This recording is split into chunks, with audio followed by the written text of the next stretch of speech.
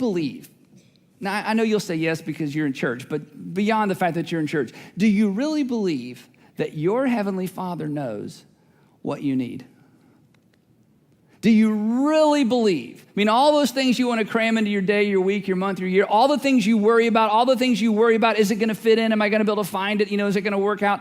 Do you really believe that your Heavenly Father knows exactly what you need? Because if you really believe that God, who is God, knows what you need, why in the world would we not put him into our lives first?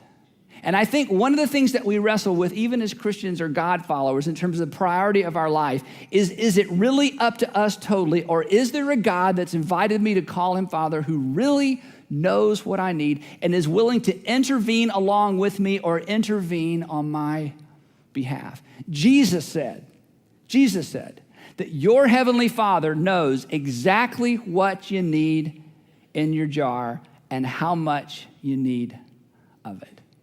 And so he draws the logical conclusion. If that's the case, here's what he says. But seek first.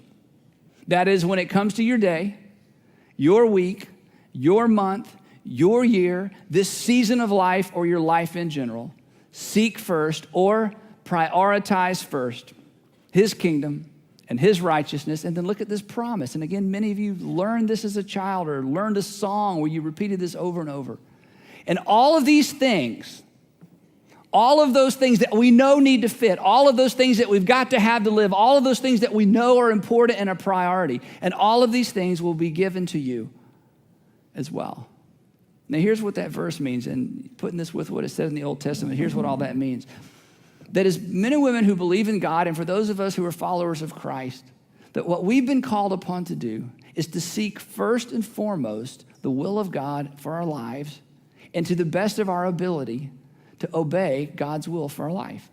That when it comes to the minutes of the day, the hours of the week or the month or the year or season of life or for all of our lives, what we've been called to do is to seek first, to earnestly seek, to put in first, to prioritize everything around God's will in fulfilling and obeying God's will for our lives.